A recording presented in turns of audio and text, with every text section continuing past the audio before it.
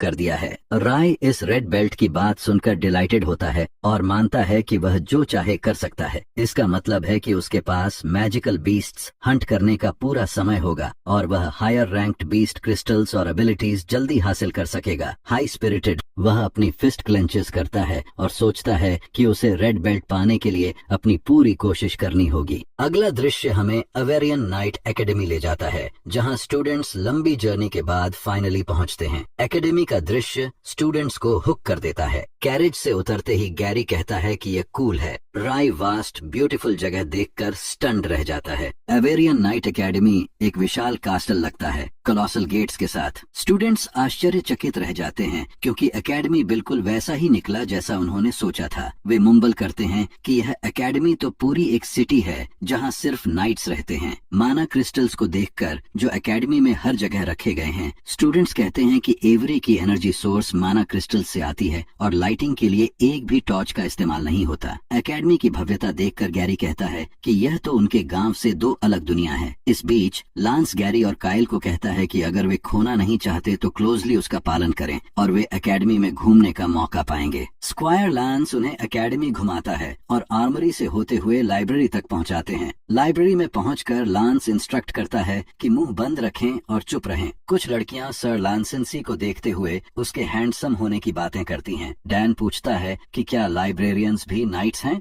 Night बताता है कि एवरी नाइट एकेडमी के सभी ग्रेजुएट्स को शहर में 2 साल वॉलंटियर करना पड़ता है, फिर वे या तो रह सकते हैं या जा सकते हैं। डॉर्म की ओर जाने से पहले लांस आखिरी टूर पॉइंट दिखाता है जो सेमेट्री जैसा लगता है। वह बताता है कि यहाँ अल्यूर किंगडम के लिए लड़ने या मारे गए नाइट्स की रिमेन्स रखी हैं। वह जोड़ता है कि वह स्टूडेंट्स को याद दिलाने आया है कि युद्ध कभी खत्म नहीं हुआ और नाइट्स के रूप में उनकी पहली ड्यूटी अपने घर की रक्षा करना है। स्टूडेंट्स चांट करते हुए कहते हैं कि वे अपने घर की रक्षा करेंगे। राय गुस्से से क्विवर करता है और सोचता है कि ये ह्यूमंस ड्रैगन्स के बॉडीज का इस्तेमाल आर्मर और वेपन्स बनाने के लिए कैसे कर सकते हैं। उसी समय सिविलिया हाथ उठाती है और नाइट से स्कल्पचर्स के बारे में पूछती है। लांसेंसी बताता है कि ये स्कल्पचर्स अवेरियन नाइट एकेडमी के फाउंडर्स लेजेंडरी ड्रैगन नाइट्स के लिए बनाई गई हैं। स्टूडेंट्स पूछताछ शुरू कर देते हैं, लेकिन लांस कहता है कि वे एकेडमी के इतिहास की पढ़ाई में जानेंगे। स्टूडेंट्स जैसे ही डॉर्म्स की ओर जाते हैं, राय अपना कंट्रोल खो देता है और गैरी उसे रोकता है। ड्रैगन आई एक्टिवेट करते हुए राय ग्रेवयार्ड के नीचे एक टूम देखता है और महसूस करता है कि वहाँ कुछ जीवित है। डॉर्म की ओर चलते हुए गैरी सोचता है कि वे किसके साथ रहेंगे और आशा करता है कि उनके रूममेट्स इजी गोइंग हों। राय जो उस टूम में जीवित चीज के बारे में सोच रहा है, स्पेक्यूलेट करता है कि यह किसी मैजिकल बीस्ट की एनर्जी नहीं बल्कि कुछ अजीब है, लेकिन उसका ध्यान गैरी के सवाल से भंग होता है और वह जवाब देता है कि वह रूममेट्स की बात कर रहा था। डॉम में पहुंचते ही पता चलता है कि वे एक ही डॉम में हैं और यह जानने के लिए उत्सुक हैं कि और कौन ज्वाइन करेगा। तो उनकी सरप्राइज होती है जब सिल्विया अप्रोच करती है और लग रहा है कि वह भी डॉम शेयर करेगी। गैरी कंफाउंडेड है और सिल्विया राय को देखकर ब्लश कर जाती है। सिचुएशन अनकंफर्टेबल लगती है, लेकिन गैरी उसे समझाता है कि एकेडमी हमेशा सभी के साथ बराबरी से पेश आया है और लड़के अच्छे हैं। सिल्विया जो नर्वस है, गैरी को स्मैक कर देती है, जिससे वह ग्राउंड पर गिरता है और गुस्से में भाग जाता है। साफ कर देता है कि वह लड़कों के साथ नहीं रहेगी। पुअर गैरी जो लड़की से वैक हुआ है, जमीन पर पड़ा है और बाकी 2 लोग इस पूरे दृश्य को विटनेस करते हैं और कहते हैं कि यह सच में कुछ था। राय उन्हें अश्योर करता है कि यह सिर्फ एक यंग मिसी का टेंट्रम है। ये 2 लोग उनके डॉर्ममेट्स मंक और इयन हैं और गैरी उन्हें वेलकम करता है और खुद और राय का परिचय देता है। इयन के लाल बाल देखकर राय सोचता है कि उसे भी रेड हेयर है। गैरी डॉर्मेट लिस्ट देखकर कंक्लूड करता है कि और 2 रूममेट्स डैन और मार्का वुडवर्क ज्वाइन करेंगे। इस बीच सिल्विया स्टेयर से नीचे आती है और अपने कमरे की ओर बढ़ती है। लड़कों को डरावना स्टेयर देती है और चेतावनी देती है कि वह बदलने जा रही है। बॉयज डॉर्म से डिसोन होते हैं और गैरी कहता है कि उसे पता था कि एकेडमी उसे डॉर्म बदलने की अनुमति नहीं देगा। उसी समय डैन आता है और लड़कों से पूछता है कि वे अभी तक बाहर क्यों खड़े हैं। गैरी कहता है कि वे उसे वहाँ इंतजार कर रहे थे क्योंकि वहाँ एक बड़ी कॉकरोच मिली थी और वे किसी को ढूंढ रहे थे जो इसे हैंडल कर सके। ये सुनकर डैन आग में जल उठा और बोला कि ये फ्यूचर नाइट्स कैसे इतनी छोटी सी कॉकरोच से डर सकते हैं, और अब दिखाते हैं कि इसे कैसे किया जाता है। वह दरवाजा जोर से खोल देता है, जबकि नए रूममेट को प्रैंक देने पर लड़के हंसने से खुद को रोकते हैं। अगले सीन में डिनर हॉल दिखाई देता है जहां सभी खाना खा रहे हैं। डैन, जो प्रैंक का शिकार हुआ, रूममेट से पूछता है कि मजा आया या नहीं, क्योंकि अब उसने उस लड़की को गुस्सा दिला दिया और वह उसे सोते समय मारने की कोशिश कर सकती है। उसे walking bucket of gun powder कहता है। डैन के चेहरे पर स्लैप पड़ा हुआ है और गैरी कहता है कि अच्छा हुआ, क्योंकि बहुत से लोग उसे बात करने का मौका भी नहीं पाते। डैन कुछ बोलते ही सिल्विया उनकी बातें सुन लेती है और उन्हें उनके शब्दों के लिए माफी मांगने के बजाय चिढ़ाती है। डैन और गैरी घबरा जाते हैं और कहते हैं कि उन्होंने कुछ नहीं कहा। दूसरी ओर राय पूरी तरह खाने में मग्न है। सिल्विया उन्हें देखती है और सोचती है कि ये लोग कैसे अभी खा सकते हैं, जबकि उन्हें जल्दी ही टेस्ट्स के लिए तैयार होना है। गैरी सोचता है कि वह नाइट बेल्ट्स के टेस्ट की बात कर रही है और पूछता है कि इसका ईटिंग से क्या संबंध है। खाते समय राय कहता है कि यह सब मुफ्त है और सिल्विया दोनों को देखकर कहती है कि इनकी कोई सुध नहीं। इस बीच सीनियर स्टूडेंट्स उन्हें देखते हैं और कहते हैं कि ये गरीब कंट्री बम्पकिंस से और क्या उम्मीद की जा सकती थी, जो इस तरह खाना भर रहे हैं और उन्होंने कभी अच्छे खाने का स्वाद नहीं लिया। खाना खाते हुए राय और गैरी सीनियर्स की तरफ देखते हैं जो अभी भी उनका मजाक उड़ा रहे हैं। सीनियर्स इयन के पास रुकते हैं और उसे टीज करते हैं कि वह कितना बड़ा है, चेयर टूटने वाला है, और उसे कंट्री बॉय कहकर नीचा दिखाते हैं। इयन दुखी होकर अपने आंसू निगलता है। सीनियर्स कहते हैं कि उन्हें इन रेड हेयर्ड फ्रीक्स को देखकर उल्टी आ रही है। काइल खाना छोड़ देता है। स्लॉथ चुपचाप चाय पीता है और बैजर के हाथ को दबाता है जैसे वह नाइफ निकालने वाला हो। सीनियर्स कहते हैं कि रेड हेयर कर्स कंटेजियस है और कंट्री बम्पकिंस को छोड़ दो। मंक, जिसे काफी हो गया है, खड़ा होकर सीनियर्स को रोकता है। इयन उसे रोकता है ताकि वह खुद के लिए संघर्ष न करे। सीनियर्स कहते हैं कि वह रेड हेयर्ड फ्रीक के लिए लड़ रहा है तो अधिकतम रेड बेल्ट मिलेगा, इसलिए अपनी मुंह बंद रखो। इयन को रेड हेयर्ड मॉन्स्टर कहकर सम्मानित करते हुए उसे भविष्य में एनकाउंटर होने पर लंबा रास्ता लेने के लिए कहते हैं। जैसे ही वह सीनियर ये बोलता है, कोई उस पर फूड फेंकता है। सीनियर गुस्से में कहता है कि कौन था, और तब राय सामने आता है। वह टेबल पर उसका फेस स्मैक्स करता है और आर्म ट्विस्ट करता है। उसे पकड़कर राय पूछता है कि वह किसे लंबा रास्ता लेने के लिए धमकी दे रहा था। सीनियर कहता है कि वह डिस्गस्टिंग रेड हेयर्ड मॉन्स्टर के बारे में बोल रहा था। डिनर टेबल का यह हंगामा नाइट्स का ध्यान खींचता है। राय, जो गुस्से में है, उस ब्लैबर माउथ को मार देता है और इयन उसे रोकता है और कहता है कि उन्होंने उसे चोट नहीं पहुंचाई और हंगामा न करने के लिए कहता है क्योंकि नाइट्स देख रहे हैं। गैरी उसे रोकने की कोशिश करता है और सिल्विया बताती है कि जल्द ही टेस्ट्स होने वाले हैं और ये राय की फर्स्ट इंप्रेशन पर असर डाल सकते हैं। हमारे लड़के ने सीनियर को छोड़ने का नाम नहीं लिया और उसका आर्म ट्विस्ट करते हुए उसे कस कर पकड़े रखा। स्टूडेंट सर नाइट को बुलाते हैं और शिकायत करते हैं कि रेड हेयर्ड लड़का दूसरों पर हिंसक व्यवहार कर रहा है। उसी समय सर लांस आते हैं और राय को आदेश देते हैं कि वह उस लड़के को छोड़ दे। सीनियर दर्द से चिल्लाता है और सर नाइट को बचाने के लिए पुकारता है, लेकिन राय आर्म और कस देता है। लैंसेंसी फिर से आदेश देते हैं कि रे टैलन रुक जाए और राय इयन से बताता है कि यह वह चीज है जो उसने बड़ा होकर सीखी। जब कोई उसके साथ गलत व्यवहार करता है या उसे डाल समझता है तो उसे परिणाम दिखाना जरूरी है। स्टूडेंट्स इस डरावने दृश्य को देखकर हक्के बक्के रह जाते हैं। अंततः आराय लड़के को छोड़ देता है, सीनियर की ओर इशारा करता है और इयन से कहता है कि लोग तभी सीखते हैं जब उन्हें सबक दिया जाए। लैंसेंसी सुपरवाइजर गुस्से में राय की ओर देखता है और पूछता है कि उसने उसके आदेश क्यों नहीं माने। राय एक शरारती मुस्कान के साथ कहता है कि उसने सोचा कि उसके टीचर जैसे लोग समझेंगे कि कैसे केवल वह वही प्रॉब्लम सुनना चाहता है जो उसे सुननी है। राय बिना झिझक गैरी का हाथ पकड़ता है और कहता है कि खाना जारी रखो क्योंकि उनके एपिटाइट को उन कचरा लोगों से प्रभावित नहीं होना चाहिए। नाइट लैंसेंसी राय की बोल्ड मूव से नाराज हैं। धीरे धीरे स्टूडेंट्स के बीच विस्पर्स शुरू हो जाती हैं कि सीनियर्स ने लड़ाई शुरू की और हमेशा बुलिंग करते आए हैं, इसलिए अब उन्हें हम्बल्ड होना चाहिए और उन रेड हेयर्ड फेलोज से लेसन मिला। इसके बाद 3 कमांडर्स एकेडमी में आते हैं और स्टूडेंट्स सोचते हैं कि शायद टेस्ट शुरू होने वाला है। विनफर्ड सभी को चुप रहने का आदेश देता है और एकेडमी के हेड यानी 6 एल्डर्स का स्वागत करता है। 6 एल्डर्स क्लोक पहनकर मास्क से चेहरा छुपाए हुए हॉल में प्रवेश प्रवेश करते हैं। स्टूडेंट्स नर्वस हो जाते हैं और सोचते हैं कि यह टेस्ट इतना बड़ा क्यों है, क्योंकि उन्होंने सुना है कि 6 एल्डर्स पहले ही टेस्ट देखते हैं। आरआई सोचता है कि ये 6 लोग उतने ही स्ट्रांग हैं जैसे वो ह्यूमंस थे जिन्होंने उसे और उसके ड्रैगन काइंड को मारा था। विनफर्ड समझाते हैं कि ये एल्डर्स नए नाइट्स टू बी का मूल्यांकन करेंगे और उनके रिजल्ट्स के आधार पर बेल्ट्स दी जाएंगी जो उनकी एबिलिटीज को दर्शाएंगी। अगर किसी ने अच्छा नहीं किया तो उन्हें रेड बेल्ट मिलेगा, यानी असफलता का संकेत। विनफर्ड स्टूडेंट्स को प्रेरित करता है और मुस्कुराते हुए कहता है कि रेड बेल्ट मिलने के बावजूद भी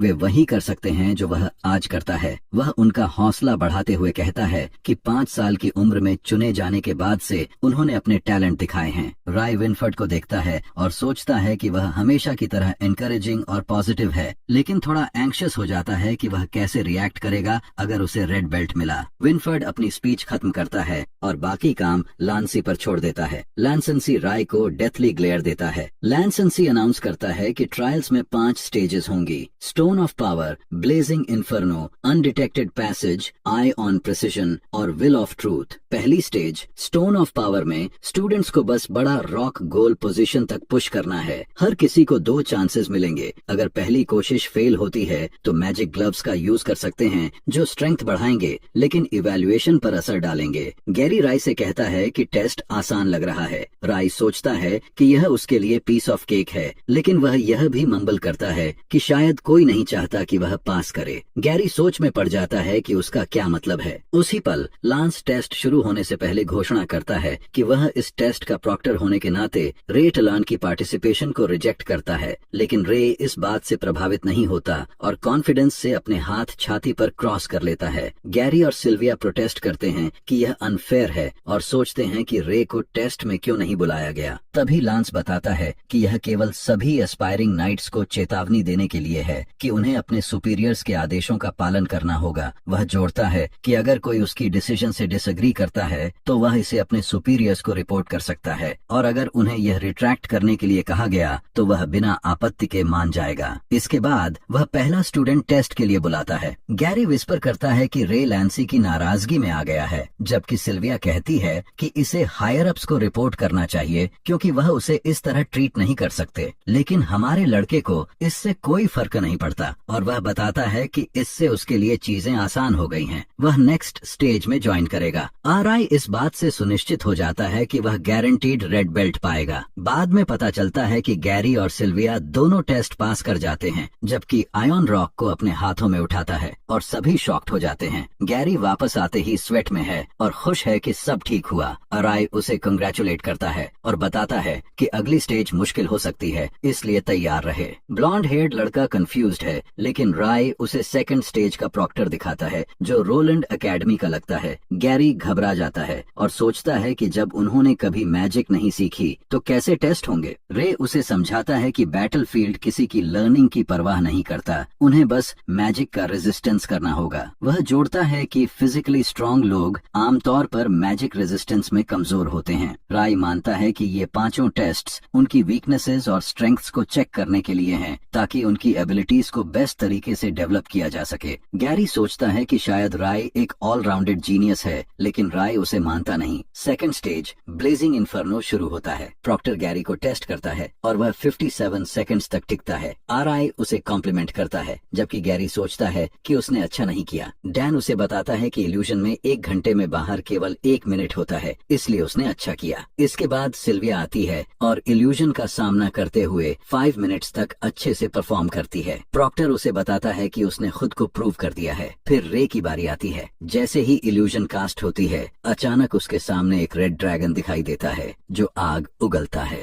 राय कंफ्यूज्ड है क्योंकि ये रेड ड्रैगन उसके पास्ट सेल्फ जैसा लगता है। प्रॉक्टर हवा में हवर करता है और सभी शॉक्ड हैं। मेज फ्रैंटिक होकर कहता है कि यह लड़का रेड ड्रैगन द्वारा कर्स्ड है। क्राउड में मर्मर्स शुरू हो जाते हैं कि रेड हेयर्ड लड़का बैड न्यूज है और कर्स्ड है। विटनेसिंग यह सीन, विनफर्ड ओल्ड मैन की ओर दौड़ता है जो अनकॉन्शियस लगता है, जबकि राय उसके पास खड़ा है और सोचता है कि क्या वह ठीक है। नाइट अश्योर्स करता है कि वह केवल टायर्ड है और लड़के को रेस्ट करने के लिए कहता है। विनफर्ड को यह अजीब लगता है कि ओल्ड मेज की माना पूरी तरह ड्रेन्ड है। अगले सीन में एल्डर्स इन्वेस्टिगेट करते हैं और विनफर्ड उन्हें बताता है कि यह केवल माना डिसऑर्डर है और मेज कुछ रेस्ट लेने के बाद रिकवर कर लेगा। लेकिन एल्डर्स को यह एक्सप्लेनेशन संतुष्ट नहीं करता। वे सवाल उठाते हैं कि रिनाउंड रोलैंड मैजिक एकेडमी का मेज इतनी आसान टेस्टिंग में माना कैसे खो बैठा। कुछ स्पेक्यूलेट करते हैं कि शायद मेज ने स्टूडेंट्स को टेस्ट करने में बहुत ज्यादा माना खर्च कर दी। विनफर्ड उन्हें बताता है कि मेज अभी रेस्ट कर रहा है और वह इस मामले की फर्दर इन्वेस्टिगेशन करेगा। वह यह भी सुझाव देता है कि बाकी टेस्ट्स के लिए किसी और मेज को प्रॉक्टर बना दिया जाए और एल्डर उसकी बात मान लेते हैं। लेकिन जैसे ही नाइट वहां से जाता है, एक मास्क्ड एल्डर एक आर्मर्ड गार्ड को बुलाता है और कुछ विस्पर करता है।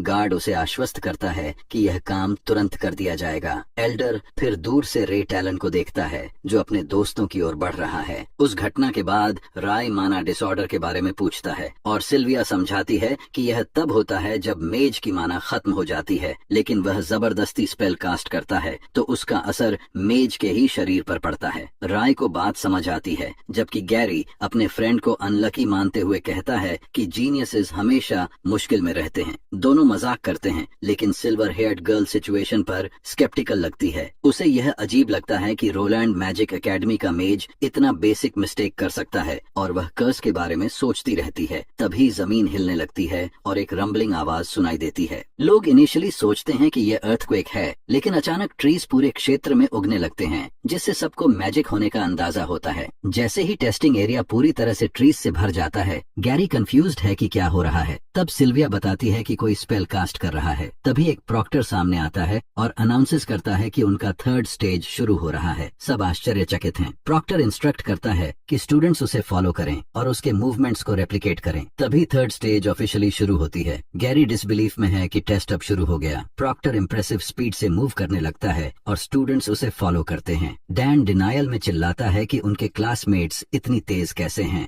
गैरी अपने फ्रेंड को चैलेंज करता है कि आज वह उसे नहीं हारने देगा और सिल्विया उसके पीछे आगे बढ़ जाती है, किसी का इंतजार नहीं करते हुए। इंस्ट्रक्टर सोचता है कि शायद वह बच्चों पर ज्यादा जोर दे रहा है, लेकिन पीछे देखते ही वह शॉक्ड होता है कि बच्चे उसके कैचअप कर रहे हैं। प्रॉक्टर इम्प्रेस्ड है और गैरी मंक को बताता है कि वे जल्दी ही उसे पकड़ लेंगे, क्योंकि शुरू से ही वह आगे था। प्रॉक्टर को समझ आता है कि उसने बच्चों को अंडर एस्टिमेट किया और अब वह चुनौती देता है कि अगर कैचअप कर सकते हैं तो कर दिखाए। बच्चे प्रॉक्टर को फॉलो करते हैं। रे स्वीकार करता है कि वह इसमें अच्छा नहीं है, क्योंकि वह पहले अपने 4 लिम्स का इस्तेमाल करता था। तभी वह देखता है कि उनके डायरेक्शन में एरोज आ रहे हैं और सबको अलर्ट करता है। यह अनदर प्रॉक्टर है जो उन्हें एरोज शूट कर रहा है। गर्ल प्रॉक्टर कहती है कि थर्ड स्टेज प्रॉक्टर को इतना होल्ड बैक करने की जरूरत नहीं थी, क्योंकि बच्चों की संख्या ज्यादा है, लेकिन वह अश्योर्स करती है कि बच्चे अच्छे हैं और इसे देख पाएंगी। गर्ल प्रॉक्टर स्टूडेंट्स को निर्देश देती है कि उन्हें फॉलो करना होगा या फिर वह उन्हें खो देंगे और सबको बाव पकड़ने की चेतावनी देती है। तभी सबको एहसास होता है कि उन्हें फोर्थ स्टेज के लिए भी टेस्ट किया जा रहा है। गैरी सोचता है कि शायद यह बो की एक्यूरेसी का टेस्ट है। सिल्विया उसकी बात मानती है और सब आगे बढ़ते हैं। Fourth stage eyes of precision शुरू होती है। राय सोचता है कि वह रेड बेल्ट लेने में ठीक है, लेकिन लास्ट भी नहीं आना चाहता, इसलिए वह थोड़ी शो ऑफ करता है और अपनी ड्रैगन आई एक्टिवेट करता है। जैसे ही उसने एक्टिवेट किया, मैजिक के साथ एक एरो गैरी की ओर बढ़ता है। राय तुरंत उसे महसूस करता है और अपने फ्रेंड को रास्ते से हटा देता है। राय समझता है कि वह अटैक डॉज नहीं कर पाएगा, लेकिन फॉर्चुनेटली एक और एरो उस अटैकिंग एरो को हिट कर देता है। हमारा लड़का खतरे को महसूस करता है और सोचता है कि यह एरो एक सिंपल टेस्ट के लिए बहुत ज्यादा मजबूत थी, क्योंकि यह बहुत पास से लगा। तभी उनके क्लासमेट मार्का उन्हें बचाती है और पूछती है कि क्या वे ठीक हैं। गैरी उसका धन्यवाद करता है और उसकी तारीफ करता है कि वह अच्छी है। मार्का मुरमुराती है कि वह खुश है कि वह उनके पास थी, नहीं तो उसे नहीं पता कि क्या कर पाती। इसके बाद अराय और एरोज की प्रेजेंस को महसूस करता है और सबको सतर्क रहने की चेतावनी देता है। सभी अटैक से बच जाते हैं। अराय स्थिति को समझता है और महसूस करता है कि यह एरोज प्रॉक्टर की नहीं है, बल्कि चेचाई से एनवेलप्ड हैं, मतलब कोई उन्हें मारना चाहता है या शायद सिर्फ राय को। अचानक एक और एरो स्टूडेंट्स की ओर आती है। लेकिन राय उसे देख लेता है और अपने एरो से उसे रोक देता है। इसी बीच फोर्थ स्टेज प्रॉक्टर भी खतरा महसूस करती है, लेकिन राय जैसे ही एरो रिलीज करने वाला होता है वह अपना बो तोड़ देता है, जिससे क्लासमेट्स स्टन्ड रह जाते हैं। प्रॉक्टर महसूस करती है कि कुछ सही नहीं है और इम्पोस्टर की स्पीड देखकर हैरान रह जाती है, जो उसकी ऑल आउट अटैक को बिना ट्रेस छोड़े डॉज कर लेता है। वह सोचती है कि आखिर किसने उनके स्टूडेंट्स पर हमला करना चाहा। प्रॉक्टर फिर एरो फेंक देती है और स्टूडेंट्स को टेस्ट कंटिन्यू करने को कहती है। राय समझ जाता है कि प्रॉक्टर ने एरो नहीं मारी थी, बस रीअश्योरेंस देने की कोशिश कर रही थी। स्टूडेंट्स अपना टेस्ट कंटिन्यू करते हैं और राय सोचता है कि कोई खतरनाक इंट्रूडर यहाँ स्नीक कर गया होगा। टेस्ट खत्म होने के बाद मंक और थर्ड स्टेज प्रॉक्टर उनका इंतजार कर रहे होते हैं। गैरी और राय सिल्विया को इंसिडेंट के बारे में बताते हैं, जो सुनकर वह शॉक्ड हो जाती है और कहती है कि इसे नाइट्स को रिपोर्ट करना चाहिए। लेकिन राय सोचता है कि इसे बताना बेहतर नहीं और गैरी उसकी बात मानता है क्योंकि प्रॉक्टर ने अभी सच नहीं बताया। गैरी आगे कहता है कि अगर कोई सच में नुकसान पहुंचाना चाहता है तो वह वेन्यू में घुस सकता है, यानी अटैकर खुद कोई प्रॉक्टर या नाइट हो सकता है। सिल्विया इस बात से वरीड हो जाती है और पूछती है कि अब वे क्या करने वाले हैं। इंट्रूडर अपने बो को फेंकने के बाद भागने की कोशिश करता है, लेकिन गर्ल प्रॉक्टर उसे रेड हैंडेड पकड़ लेती है और रोकने का आदेश देती है। इंट्रूडर स्थिर खड़ा होता है और प्रॉक्टर एरो एम करती है और पूछती है कि उसने नए स्टूडेंट्स पर अटैक क्यों किया। एरो के थ्रेट में इंट्रूडर सोर्ड उठाता है, लेकिन प्रॉक्टर चेतावनी देती है कि वह एक पल में उसे मार सकती है। दोनों की आंखें टकराती हैं और तभी वे एक दूसरे पर अटैक करने लगते हैं। इसके बाद फिफ्थ और final stage will of truth शुरू होती है, जिसमें स्टूडेंट्स की विल पावर और की मैनिपुलेशन टेस्ट होगी। डेल्बर्ट स्टूडेंट्स को सोर्ड के बारे में बताता है कि यह अल्ट्रा बीस्ट क्रिस्टल से बना है, जो फायरबर्ड से आया है और इसे पकड़ने पर आग छोड़ता है। वह आगे कहता है कि बच्चों ने ची का इस्तेमाल नहीं सीखा होगा, लेकिन वे अपनी विल पावर से स्पिरिट कंसंट्रेट करके इसे कंट्रोल कर सकते हैं। स्टूडेंट्स को बुलाया जाता है और पहला स्टूडेंट आयोन आता है, जो एंग्शियस दिखता है। सोर्ड पकड़ते ही उससे बड़ी आग निकलती है और उसका चेहरा काला हो जाता है। लांस इस साइट से स्टार्टल्ड है और अगले स्टूडेंट को बुलाता है। सीन फिर एल्डर गिबी पर फ्लिप होता है, जो इंट्रूडर के साथ बातचीत कर रहे हैं। एल्डर डिसअपॉइंटेड दिखते हैं क्योंकि इंट्रूडर फेल होने के साथ साथ प्रॉक्टर द्वारा पकड़ लिया गया। इंट्रूडर माफी मांगता है, लेकिन गिबी स्वीकार करते हैं कि उन्होंने तुरंत इस इश्यू को सॉल्व करने की उम्मीद नहीं की थी। इंट्रूडर मास्क पहनता है, जिससे उसका रूप बदल जाता है और मर्मर्स करता है कि कम से कम यह सिग्नल भेजा गया कि प्योर ब्लड गिल्ड अब भी मौजूद है। इसी बीच गैरी स्टेज पर जाता है और सोर्ड पकड़ते हुए फ्लेम्स को फ्लॉलेसली कंट्रोल करता है। अब हमारी नजर राय पर जाती है, जो अगला है। सिल्विया गैरी से पूछती है कि क्या राय सच में स्ट्रांग है। गैरी थोड़ी देर सोचकर बताता है कि राय बेहद स्ट्रांग है। बाकी छात्र विश्वास नहीं करते क्योंकि राय के पहले 4 टेस्ट्स के रिजल्ट्स टेरिबल थे।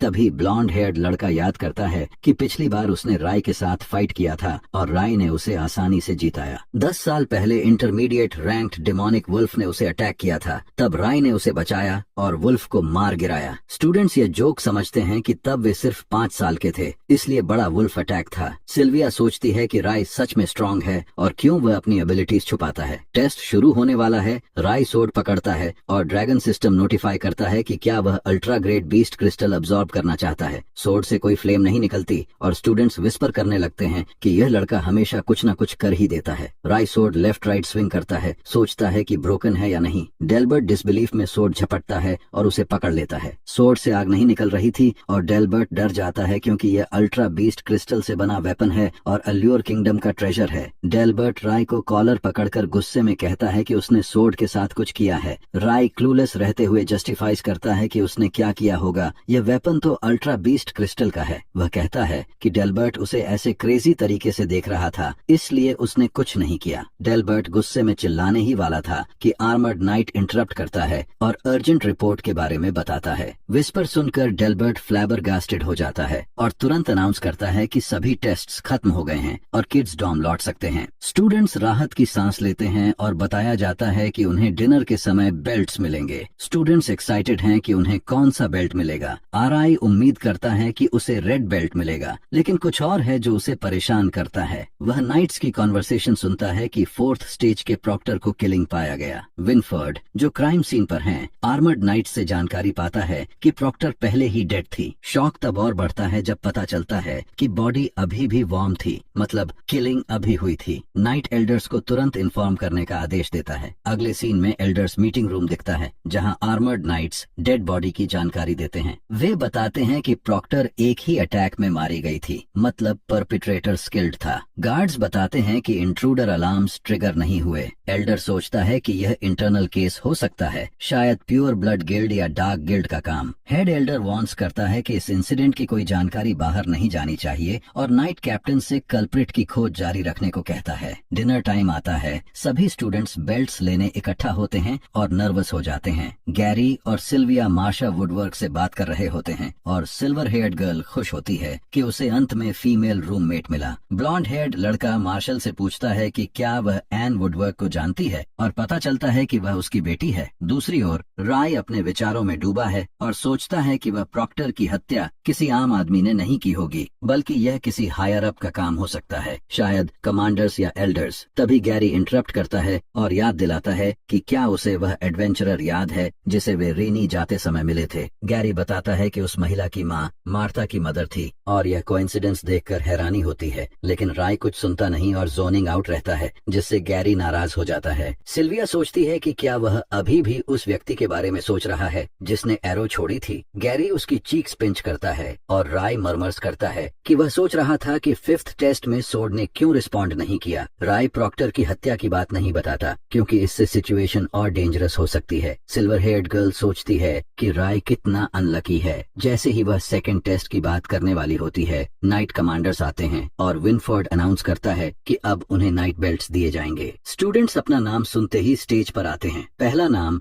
गैरी ब्लूब ब्लड का लिया जाता है। वह कॉन्फिडेंटली हॉल में चलता है और स्टूडेंट्स विस्पर करते हैं कि वह सबसे बेस्ट था और व्हाइट बेल्ट पाएगा। कुछ कहते हैं कि गॉडेस सिल्विया सबसे अच्छी थी और कुछ सोचते हैं कि दोनों व्हाइट बेल्ट्स पाएंगे, लेकिन विनफोर्ड अनाउंस करता है कि गैरी को ब्लैक बेल्ट मिलेगा। ब्लॉन्ड हेयर्ड लड़का डिसअपॉइंटेड होता है और विस्पर्स सर्कुलेट होने लगती हैं। इयन और सिल्विया व्हाइट बेल्ट्स प्राप्त करते हैं और स्टूडेंट्स रेड हेयर्ड राय को देखकर शॉक होते हैं। सब सोचते हैं कि राय को रेड बेल्ट मिलेगा, लेकिन सॉरप्रेसा राय को ब्लैक बेल्ट दिया जाता है, जिससे वह और ज्यादा शॉक्ड हो जाता है। डैन चिल्लाता है कि वह अकेला रेड बेल्ट वाला है, जबकि मंक और वर्स्ट परफॉर्मिंग भी ब्लैक बेल्ट्स पाए। रियलिटी चेक देने वाला स्टूडेंट कहता है कि रिजल्ट्स बदले नहीं जा सकते। राय कंफ्यूज्ड है कि लो स्कोर के बावजूद ब्लैक बेल्ट कैसे मिला और स्पेकुलेशन करता है कि शायद इसमें कोई कॉन्स्पिरेसी है। नाइट कमांडर अनाउंस करता है कि अब स्टूडेंट्स अपने बेल्ट्स के अनुसार डिफरेंट नाइट इंस्ट्रक्टर से ट्रेनिंग लेंगे। गैरी सोचता है कि ब्लैक बेल्ट का मतलब क्या है। इंस्ट्रक्टर जो ब्लैक बेल्ट्स के लिए है सिगरेट पीता है और अपने स्टूडेंट्स की लिस्ट पकड़ता है। वह 2 रेड हेयर्ड लड़कों को देखकर सोचता है कि वे उसे ट्रबल में न डालें और उन्हें फ्यूचर ड्रैगन नाइट्स कहता है। अगले दिन ट्रेनिंग ग्राउंड्स पर सभी स्टूडेंट्स डॉर्म लौटते हैं। ब्लैक बेल्ट स्टूडेंट्स अपने इंस्ट्रक्टर का इंतजार करते हैं। राय नैप ले रहा है और काइल उम्मीद करता है कि इंस्ट्रक्टर नॉर्मल हो। इंस्ट्रक्टर अचानक आता है और पूछता है कि क्या वे उसके बारे में बात कर रहे हैं। काइल डर जाता है और इंस्ट्रक्टर कूल अंदाज में सिगरेट पीते हुए स्टूडेंट्स को फॉलो करने को कहता है। रे, काइल, गैरी और मंक ऑकवर्ड साइलेंस में चलते हैं। काइल पूछता है कि इंस्ट्रक्टर ने अपना नाम बताया क्या। गैरी कहता है कि खुद पूछो। काइल सीधे इंस्ट्रक्टर से पूछता है कि हमें आपको क्या बुलाना चाहिए और राय आश्चर्यचकित होता है कि वह कितना स्ट्रेट फॉरवर्ड है। इंस्ट्रक्टर हाथ हिलाते हुए कहता है कि उसे के बुलाओ। राय सोचता है कि यह नाम अजीब है और काइल अस्यूम करता है कि यह उसका असली नाम नहीं है। रास्ते में उन्हें डेल्बर्ट मिलता है जो सर के को ग्रीट करता है। पहले से ही नाराज लाल बाल वाले लड़के पर डेल्बर्ट ने ब्लैक बेल्ट इंस्ट्रक्टर को परेशान किया क्योंकि उसने 2 लाल बाल वाले बच्चों को चुना था और रे टैलन पर तंज कसते हुए कहा कि उसे ब्लैक बेल्ट मिलने की खुशी का अंदाजा लग रहा होगा। नाइट ने आगे जोड़ा, अगर उसे फैसले लेने की इजाजत होती तो वह कभी राय जैसे किसी को इस अकादमी में प्रवेश ही नहीं करने देता, लेकिन हमारे लड़के ने पीछे नहीं हटी और डेल्बर्ट को जवाब दिया कि ये दुखद है कि उसे फैसले लेने की इजाजत नहीं है। डेल्बर्ट जो अब काफी गुस्से में था, राय को चेतावनी देता है कि वह अपनी सीमाओं में रहे और कहता है कि वह उसकी हरकतों पर नजर रखेगा। जैसे ही नाइट डेल्बर्ट उसे मारने वाला था, के अपनी तलवार के साथ बीच में आता है और याद दिलाता है कि रे टैलन अब ब्लैक बेल्टेड नाइट्स का हिस्सा है, इसलिए भेदभाव को उनके बीच मत डालने दें। तलवार की ताकत से डेल्बर्ट रुकता है और हंसते हुए मानता है कि सभी लोग जल्द ही यह जान लेंगे कि रे के बारे में उनकी भविष्यवाणी गलत थी। डेल्बर्ट अब पूरी तरह गुस्से में उसे शुभकामनाएं देता है और छात्र चौंक कर भविष्यवाणी के बारे में गॉसिप करने लगते हैं। सोचते हैं कि क्या उन्होंने कभी इसके बारे में सुना था। के उसे घूरते हुए देखता है, जबकि इंस्ट्रक्टर छात्र नाइट्स को अपने पीछे लेकर जाता है और बताता है कि अब उनकी खास ट्रेनिंग यहीं होगी। जैसे ही वे चैम्बर में पहुंचते हैं, जगह पूरी तरह अंधेरी होती है, अजीब हवा चलती है और छात्र अपनी आंखें खोलने में संघर्ष करते हैं। अंधेरे में जो झोपड़ी जैसी जगह है, उसकी सन्नाटेदार खामोशी मंक और काइल को डरा देती है। वे सोचते हैं कि सर के कहाँ गया, क्योंकि अचानक गायब हो गया। बाकी छात्र घबराते हैं। तब रे अपने ड्रैगन आई को एक्टिव करता है और अनुमान लगाता है कि इंस्ट्रक्टर कहीं दिख नहीं रहा। गैरी राय से पूछता है कि क्या वह टीचर को देख सकता है, लेकिन राय बताता है कि वह उसे बिल्कुल नहीं देख पा रहा। तभी के चुपके से पीछे आता है और दोनों को डराता है। कैंडल पकड़े इंस्ट्रक्टर बताता है कि वे पूरी तरह अंधेरे में ट्रेनिंग करेंगे ताकि अपनी क्षमताओं को और बेहतर बना सकें और अपने सेंसेस को धार दें। वह जोड़ता है कि वे तब तक यहाँ ट्रेनिंग करेंगे जब तक अंधेरा उनके सबसे तेज हथियार में बदल न जाए। गैरी थोड़ा चिंतित होकर कहता है कि उसने सुना है कि ब्लैक बेल्टेड नाइट्स को भविष्य में असैसिनेशन मिशनों में भेजा जाएगा। राय ये सोचता है कि उसके दोस्त को हत्या के बारे में चिंता है। इंस्ट्रक्टर सिगरेट पीते हुए कहता है कि उन्हें जो एबिलिटीज मिली हैं, वे उन्हें असैसिनेशन मिशनों के लिए बाकी लोगों से बेहतर बनाती हैं। वह बताता है कि गैरी को यह सच मानना ही पड़ेगा, चाहे वह चाहे या नहीं, यही नियम है। गैरी थोड़े नाराज सवाल करता है कि वे बाकी की तरह फेयर और स्क्वेयर क्यों नहीं लड़ सकते। इंस्ट्रक्टर आगे बढ़ता है और समझाता है कि उन्हें चुना गया क्योंकि उनके पास खास क्वालिटीज हैं जो दूसरों में नहीं हैं। वह गैरी के कंधे पर हाथ रखता है और कहता है कि अगर वह फेयर और स्क्वेयर लड़ना चाहता है तो कर सकता है, चिंता करने की जरूरत नहीं। फिर ब्लैक बेल्ट उन्हें सौंपते हुए के आदेश देता है कि वे आज से अपनी मर्जी से लड़ सकते हैं। अगले दिन रे अपनी घड़ी देखता है जो उसकी रैंक 300 दिखाती है और अनुमान लगाता है कि यह घड़ी वर्तमान रैंकिंग्स को दिखाती है। बिस्तर पर लेटकर वह सोचता है कि सर के अनुसार रैंकिंग्स हर प्रैक्टिस के बाद नए सिरे से तय होंगी। वहीं उसी ग्रेड के छात्र एक दूसरे को चुनौती दे सकते हैं। यदि लोअर रैंक्ड छात्र जीतते हैं तो हायर रैंक्ड की जगह ले लेंगे, यानी रैंक जितना ऊंचा रिसोर्सेज उतने ज्यादा। राय उठकर गैरी से पूछता है कि उनके ग्रेड में कितने छात्र हैं और वह जवाब देता है कि 300 या उससे ज्यादा।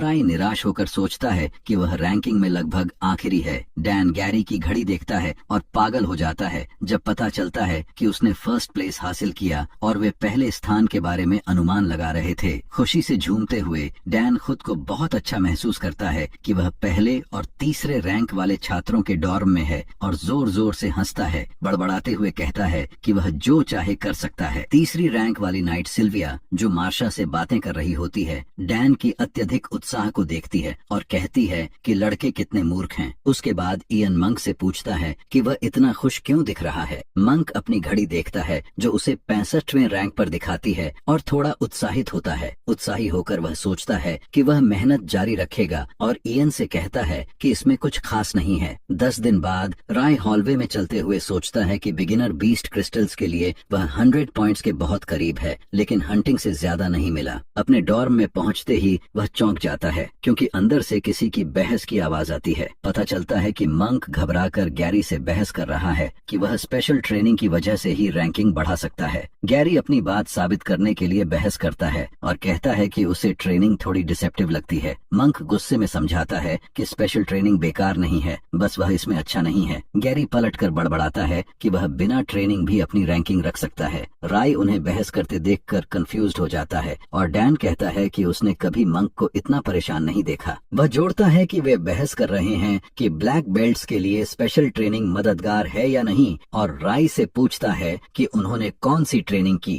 राय सोचता है कि गैरी स्टेल्थ, असैसिनेशन और ट्रेस छुपाने में अच्छा नहीं है, लेकिन मंक इसमें शानदार है। जैसे ही बहस जारी रहती है, राय स्पेकुलेट्स करता है कि गैरी भी गलत नहीं है। वह मंक की तुलना में सभी बेसिक चीजों में बेहतर है और भले ही मंक जल्दी मजबूत हो रहा है, ओवरऑल गैरी अभी भी उससे बेहतर है। वहीं मंक चिल्लाता है कि वह अपनी मेहनत को इतना आसानी से नहीं झुठला सकता। गैरी गुस्से में कहता है कि वह जो चाहे सोच सकता है, उसने बस अपनी राय दी। सिविलिया उनकी लड़ाई रोकने के लिए बीच में आती है और राय से मदद मांगती है, लेकिन राय, जो इन बातों में रुचि नहीं रखता, कहता है कि वह खुद लड़ाई निपटा सकती है। डैन उत्साहित होकर कहता है कि यह शानदार विचार है। सिल्विया नाराज होकर डैन को चेतावनी देती है कि यहाँ आग मत बढ़ाओ। मंक दावा करता है कि उसे एक रैंक बैटल करनी होगी ताकि सब कुछ सुलझ जाए। गैरी सहमत होता है और चुनौती स्वीकार करता है। कहता है कि देखेगा कि उसकी प्यारी स्किल्स लड़ाई में कितनी मददगार हैं। अगली सीन में हम ट्रेनिंग ग्राउंड्स पहुंचते हैं, जहां छात्र चर्चा कर रहे हैं कि किसी ने फर्स्ट रैंकर को चैलेंज किया है। डैन सबसे पहले बैटिंग करता है और गैरी पर 10 सिल्वर पीसेस लगाता है। सिल्विया अपना धैर्य खो देती है और डैन को चिल्लाती है कि उसने अपने रूममेट्स पर बैटिंग क्यों की, लेकिन उसकी आश्चर्य की बात यह है कि उसका रूममेट मार्था भी मंक पर बैट करती है, सोचते हुए कि शायद वह उन्हें सरप्राइज दे देगा। परेशान सिल्विया रे से पूछती है कि क्या मंक के पास लड़ाई जीतने का मौका है। तभी लड़ाई शुरू होती है। गैरी और मंक अपनी वुडन सोर्ड्स पकड़ते हैं और काइल रेफरी की भूमिका निभाता है। काइल उत्साहित होकर उन्हें शुरू करने का आदेश देता है। राय सिल्विया से पूछता है कि क्या उसे लगता है कि गैरी जीतेगा। लड़ाई शुरू होती है और दोनों ओपोनेंट्स एक दूसरे पर वॉर करते हैं।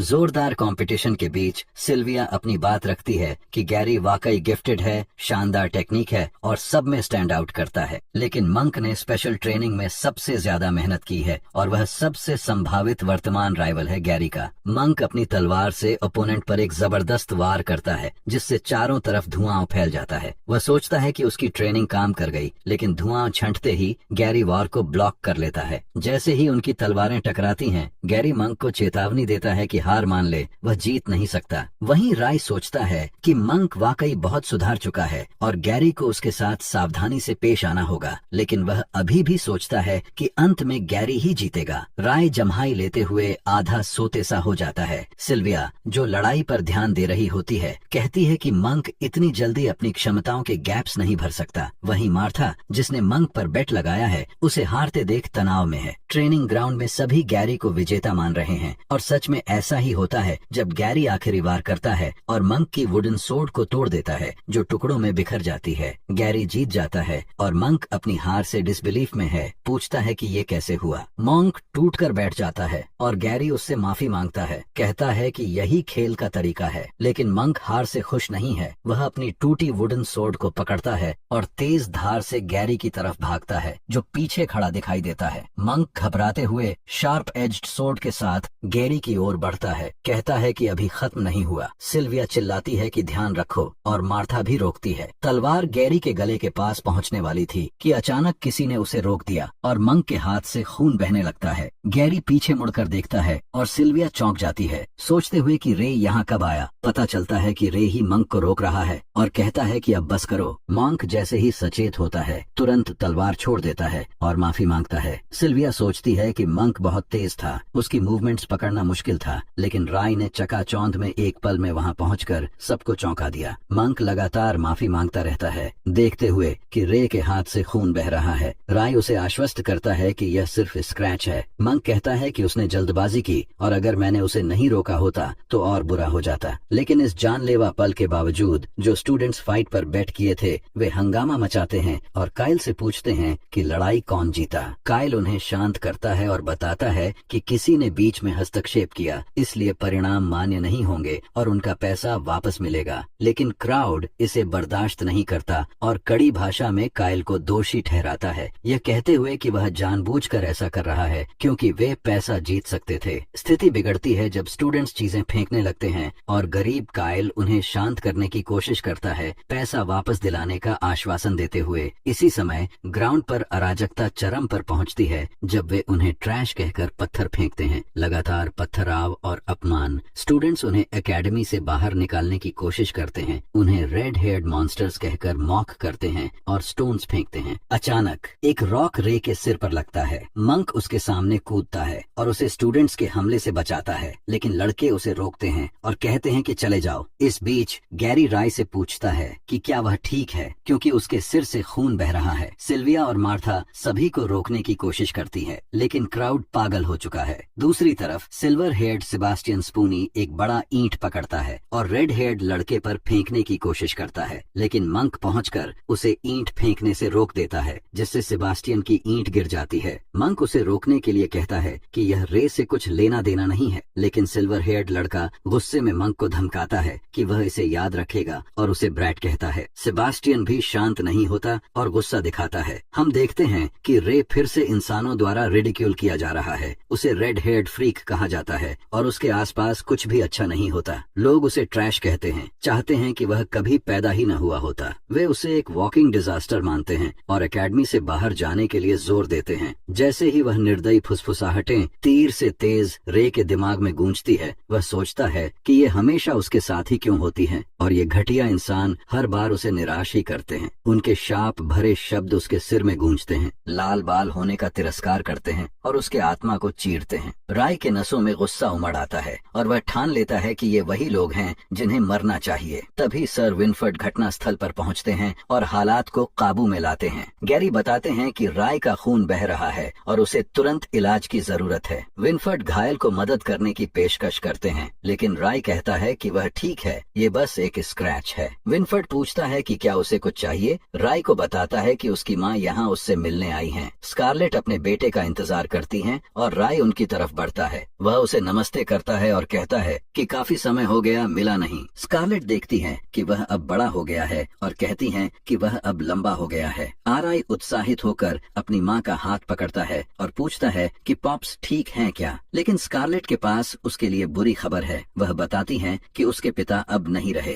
राय घबरा जाता है और सोचता है कि शायद उनका निधन हो गया, लेकिन स्कारलेट समझाती हैं कि ऐसा नहीं है। वह बताती हैं कि उसके पिता ने घर और गांव छोड़ दिया। राय हैरान होता है, सोचते हुए कि यह कैसे मुमकिन है, क्योंकि वह खुद बीमार होने के बाद से बेड बाउंड था। विनफर्ड जो बाहर खड़े हैं और उनकी बातचीत सुन रहे हैं, सोचते हैं कि उन्हें राय को पिछले प्लेग ऑफ शैडोज की सच्चाई बताने का साहस नहीं हुआ। जिन्हें संक्रमण हुआ वे आमतौर पर 1 साल में मर जाते हैं और बहुत कम लोग जेक की तरह खुद को रोक पाते हैं, लेकिन अंततः वे सर्वाइवर्स शैडोज के अधीन हो जाते हैं और उनके गुलाम बन जाते हैं। प्लेग फैलाने वाले वेक्टर्स बन जाते हैं। स्कारलेट बताती हैं कि जेक ने पिछले दशक तक प्लेग से लड़ाई लड़ी। एक रात उन्होंने आवाज सुनी और देखा कि जेक चेयर पर बैठा है। वह जाग चुका है और हिल-डुल सकता है। जब स्कारलेट उसे गले लगाती है, जेक जो काला होता जा रहा था कहता है कि वह अब और नहीं रोक सकता और स्कारलेट से अपनी जान लेने का आग्रह करता है। स्कारलेट तुरंत रो पड़ती है और कहती है कि वह ऐसा नहीं कर सकती। अचानक प्लेग उसकी हालत बिगाड़ देता है और जेक आग में फट पड़ता है। स्कारलेट उसे मारने का प्रयास देखती है जब वह काला शैडो बन जाता है। वर्तमान में राय की माँ बताती है कि उसने जेक को नहीं मारा और एक पत्र निकालती है। कहती हैं कि उसके पिता ने यह पत्र छोड़ा है। राय पत्र खोलता है जिसमें उसके पिता उसे माफी देते हैं कि वह उसके साथ बड़ा नहीं हुआ और बताते हैं कि उन्हें गर्व है कि उसने एकेडमी में प्रवेश लिया। पत्र में उसके पिता राय को धन्यवाद देते हैं कि वह उनका बेटा है और अंत में लिखते हैं कि वे उसे प्यार करते हैं। यह पढ़कर राय रो पड़ता है, सोचता है कि यह पत्र उनके अंतिम शब्दों जैसा है और ठान लेता है कि वह किसी भी हाल में अपने पिता को बचाएगा। राय अपने बेड पर लेट जाता है, सोचता है कि उसकी माँ ने कहा था कि वह किसी भी हाल में उसके पिता को ढूंढेंगी, लेकिन जब राय उनके साथ जाने के लिए जोर देता है, स्कारलेट मना कर देती हैं और कहती हैं कि उसे अपना रास्ता खुद चुनना चाहिए। वह आश्वस्त करती हैं कि उसके पिता यही चाहते होंगे। स्कारलेट उसे गले लगाती है, खुश हैं कि उनका बेटा वापस आया और कहते हैं कि चिंता मत करो, तुम्हें वही करना चाहिए जो तुम्हें करना है। बेड पर लेटकर आराय सोचता है कि 1 दशक हो गया और उसे कुछ भी हासिल नहीं हुआ। वह निराश है क्योंकि वह इंसानों की तरह बिल्कुल भी मजबूत नहीं हुआ। उसने अपनी ड्रैगन जाति के लिए रिवेंज नहीं ली, न ही अपने प्रियजनों की रक्षा कर पाया। इस निराशा के बीच गैरी कमरे में आता है और पूछता है कि क्या राय ने अपनी माँ से मिला और पिता की स्थिति के बारे में क्या सुना। राय जो अंदर से टूट रहा है कहता है कि उसके पिता ठीक हैं और कमरे से बाहर चला जाता है। गैरी को कुछ गलत महसूस होता है। रे जैसे ही बाहर निकलता है वह एक कागज पीछे छोड़ देता है। गैरी उसे उठाकर सोचता है कि यह क्या है। तभी डैन स्नीक होकर आता है और कागज छीन लेता है, सोचते हुए कि शायद यह किसी फैन गर्ल का लव लेटर है, क्योंकि गैरी इसे ध्यान से देख रहा था। गैरी बेचारी घबरा गया और कागज छीनने की कोशिश करते हुए बोला, इसे वापस दे दो। लेकिन डैन अपने चेहरे पर अजीब मुस्कान ली कहता है, शर्माओ मत, मुझे अपना पैशनेट कन्फेशन ऑफ लव दिखाओ। दोनों मजाक में कागज के साथ उलझते हैं। तभी बाकी रूममेट्स कमरे में प्रवेश करते हैं और हैरानी से घूरते हैं। आखिरकार गैरी बताता है कि ये पत्र रे को लिखा गया है और तभी सभी को पता चलता है कि उसके पिता पर शैडोज की प्लेग ने हमला कर दिया है। सच जानकर डैन कहता है कि गरीब लड़के का बचपन मुश्किल था, इसलिए उन्हें अच्छा ट्रीट करना चाहिए। और ईआई की दुख भरी कहानी सुनकर मोंक भी उसके लिए दुखी हो जाता है। अगला दृश्य कैफेटेरिया का है जो लोगों से भरा हुआ है और हम देखते हैं कि रे अकेले चल रहा है। फिर मार्था और सिल्विया जुड़ती हैं। ऐसा लगता है जैसे सिर्फ कोइंसिडेंस हो और रे से कहती हैं कि साथ में खाना खाएं। फिर वह डॉर्म रूम में जाता है और देखता है कि उसका बिस्तर साफ और व्यवस्थित है। रे सोचता है कि किसने उसकी चीजें साफ की, तो डैन और इयान नर्वस होकर बताते हैं कि सिल्विया ने बिस्तर बनाया क्योंकि वह बहुत अच्छी लड़की है। डैन और इयान की टेरिबल एक्टिंग से रे को तुरंत शक हो जाता है कि इनके पीछे कुछ चल रहा है। अगले दिन रे कुछ ताजे फूलों को देखता है और गैरी बताता है कि उसने कुछ ताजे लिलीज लिए ताकि उसके दोस्त के आसपास माहौल ब्राइट हो जाए। इसे गलत समझते हुए रे क्रिंजी फेस बनाता है और कहता है कि क्या उसने उससे प्यार कर लिया। गैरी घबरा जाता है और कहता कि ऐसा कुछ नहीं है। फिर रे पूछता है कि उसके रूममेट्स इन दिनों क्या कर रहे हैं। गैरी सच बताने का फैसला करता है और खुलासा करता है कि उसने गलती से पत्र देख लिया। वह बताता है कि उसने प्राइवेसी इन्वेड करने का इरादा नहीं किया था, लेकिन सब कुछ इस तरह हो गया और सभी रूममेट्स ने पत्र पढ़ लिया। घबराकर गैरी कहता है कि ये उसकी गलती है कि सबको उसके पिता की स्थिति का पता चला। रे मुस्कुराता है और कहता कि वे सबसे अच्छे हैं। इस बीच अचानक एक आवाज आती है और रास्ता हटाने को कहती है। यह मोंक है, गंभीर रूप से घायल और खून में लथपथ, जिसे डैन और इयान ले जा रहे हैं। मोंक की हालत देखकर गैरी तुरंत पूछता है, क्या हुआ? डैन बताता है कि सेबेस्टियन ने उसे बुरी तरह पीटा और उसने मोंक को रैंक बैटल में प्रोवोक किया था। रे पूछता है कि अगर रैंक बैटल सरेंडर से खत्म हो जाती है तो वह इतना घायल कैसे हुआ। डैन बताता है कि मोंक पहले ही बैटल में बेहोश हो गया था और सरेंडर करने का मौका भी नहीं मिला। सेबेस्टियन ने रोकने का नाम नहीं लिया और जानबूझकर उसे पीटा। मोंक रे को बुलाता है और माफी मांगता है कि अगले कुछ दिनों तक बिस्तर नहीं बना पाएगा। सिल्विया सोचती है कि उसकी लिम्स फ्रैक्चर्ड हैं और तुरंत डॉक्टर बुलाना चाहिए। इयान डॉक्टर खोजने जाता है। गैरी रे से पूछता है कि वह कहाँ जा रहा है। रे, जो अब हिम्मत खोते हुए लगता है, कहता है कि वह सेबेस्टियन से बदला लेने जा रहा है। जैसे ही वह निकलता है, गैरी उसका हाथ पकड़ता है और कहता कि खुद पर काबू रखो, इम्पल्सिव मत बनो। लेकिन रे रिवेंज के लिए डिटर्मिन्ड, पूछता है क्या गैरी उसके साथ आएगा। गैरी थोड़ी झिझक के बाद कहता है कि वह मोंक के लिए बदला लेना चाहता है। रे स्पष्ट करता है कि यह सिर्फ रिटेलिएशन है। तभी सिल्विया प्रकट होती है और बताती है कि सेबेस्टियन हाउस डेल्बर्ट से है। गैरी जोड़ता है कि वह सर डेल्बर्ट का सबसे छोटा बेटा है, इसलिए उसके गुस्से का सामना न करें। पर रे परवाह नहीं करता और कहता है कि सेबेस्टियन ने शुरू किया, अब उसे इसके लिए जवाब देना चाहिए। गुस्से में गैरी चिल्लाता है कि उसने सिचुएशन को समझा ही नहीं। ये पहली बार नहीं है कि यंग डेल्बर्ट ने ऐसा किया। कोई भी एकेडमी में उसके रास्ते में नहीं जाना चाहता और चेतावनी देता है कि रे एक्सपल्स्ड हो सकता है। लेकिन हमारा लापरवाह लाल बालों वाला लड़का उसे भरोसा दिलाता है कि सब ठीक रहेगा, क्योंकि वह कोई बेवकूफ नहीं है। वह बताता है कि अगर वह ऑफिशियल रैंक में उसे चुनौती देता है तो वह नियम तोड़े बिना सही तरीके से बदला ले सकता है। बाद में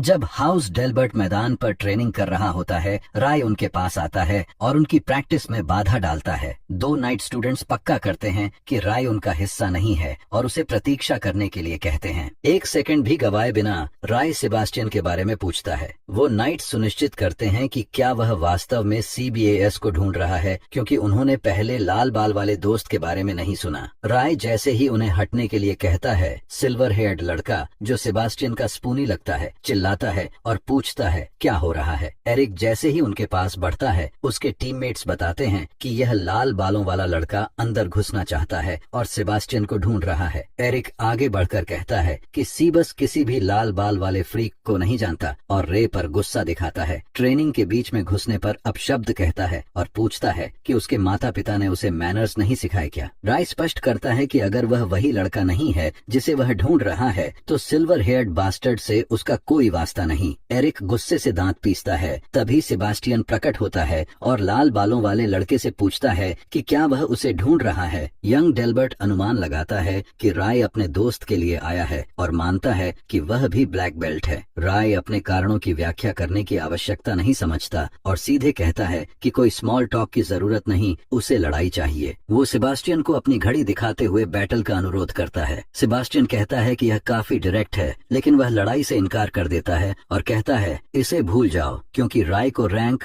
2NT में देखा। यंग डेल्बर्ट कहता है कि इतने लो रैंक को देखकर यह ज्यादा बड़ी लड़ाई नहीं होगी। हिस्टेरिकली हंसते हुए सेबास्टियन कहता है कि उसने सोचा था कि दूसरा ब्लैक बेल्ट सबसे मजबूत है, पर रे बहुत वीक लगता है। वह रे से माफी मांगता है और कहता है कि उसने मंक की पर्पस को हर्ट नहीं किया, यह केवल नेचुरल गैप है ब्लैक बेल्ट्स और पेजेंट्स में। वह चाहता है कि ऐसा दोबारा न हो और रे को रोक देता है। राय ऑब्नॉक्शियस बास्टर्ड की ओर झुकता है, तभी एरिक उसकी राह रोकता है और कहता है कि सबास शायद उसकी लेवल तक नहीं झुकेगा। सिल्वर हेयर्ड स्पूनी बताता है कि उसका करंट रैंक 9वां है, इसलिए अगर राय उसे हरा देता है तो दूसरों की भी फाइटिंग इंटरेस्ट बढ़ सकती है। सेबास्टियन खुश होकर एरिक को राय से लड़ने की अनुमति देता है। राय पूछता है कि क्या बॉस उसकी रिक्वेस्ट स्वीकार करेगा अगर वह एरिक को हरा दे। सेबास्टियन कहता है कि लड़ाई खत्म होने के बाद बात करेंगे। डेल्बर्ट्स हाउस के स्टूडेंट्स उत्साहित हैं और रियल फाइट देखने के लिए खुश हैं। राय आत्मविश्वास से एरिक से कहता है कि उसे अटैक करे। एरिक वुडन सोर्ड पकड़े हुए गर्व से भरा लगता है और सोचता है कि लाल बालों वाला लड़का घमंडी हो रहा है। चेतावनी देता है कि बाद में रिवेंज के लिए मत रोना। सभी देखते हैं कि राय ने अभी तक अपनी तलवार नहीं निकाली। एरिक सोचता है कि यह अच्छा मौका है और सेबोस ने जो सिखाया है उसे इस्तेमाल करेगा। सेबास्टियन गर्व से अपने स्पूनी को देखता है और कहता है कि वह फिर से छोटे बच्चों को बुली कर रहा है। राय अनआर्म्ड और स्थिर खड़ा रहता है। एरिक पहला मूव करता है और सोर्ड के साथ झपटता है, जोर से अटैक करता है, लेकिन आश्चर्य की बात है कि राय आसानी से डॉज कर लेता है जैसे हवा के साथ दोस्त हो। एरिक का जबड़ा खुला रह जाता है, सोचता है कि इतनी तेज और पावरफुल अटैक कैसे डॉज की। वह कहता है कि अभी खत्म नहीं हुआ और तैयार होता है अगला स्ट्राइक मारने के लिए। लड़ाई जारी रहती है। राय ब्रेथ टेकिंगली उसकी हर अटैक डॉज करता है, एफर्टलेसली हवा में कूदते हुए। एरिक स्ट्रेस्ड होकर पैनिक में सोचता है कि वह तेजी से अटैक कर रहा है, लेकिन राय हर चीज से बचता रहता है। जब एरिक हिम्मत हारने लगता है, राय एक झटके में पावरफुल पंच मारता है और एरिक जमीन पर गिर जाता है। उसे पेट में चोट लगती है और वह दर्द से कांपता है। सिल्वर हेयर्ड लड़के को स्टूडेंट्स इन्फर्मरी ले जाते हुए जब वह बेहोश हो जाता है, राय यंग डेल्बर्ट से पूछता है कि क्या वह उसके साथ लड़ने के योग्य है और कहता है कि अगर वह लड़ाई के लिए मान जाता है तो उसे क्या फायदा होगा। तभी हमारा लड़का उसे कुछ दिखाता है जो सेबास्टियन को लड़ने के लिए कन्विंस कर देता है। पता चलता है कि राय 2 इंटरमीडिएट बीस्ट क्रिस्टल्स बाहर फेंक देता है और बताता है कि अगर वह जीता तो उसे ये दोनों क्रिस्टल्स देगा। क्रिस्टल देखकर सेबास्टियन घबरा जाता है और पूछता है कि उसने ये कहां से पाए। ये क्लैरिफाई करता है कि वह कोई गड़बड़ी नहीं चाहता। हमारा लड़का बताता है कि उसके माता पिता ने ये क्रिस्टल्स छोड़े थे क्योंकि वे एडवेंचरर्स थे।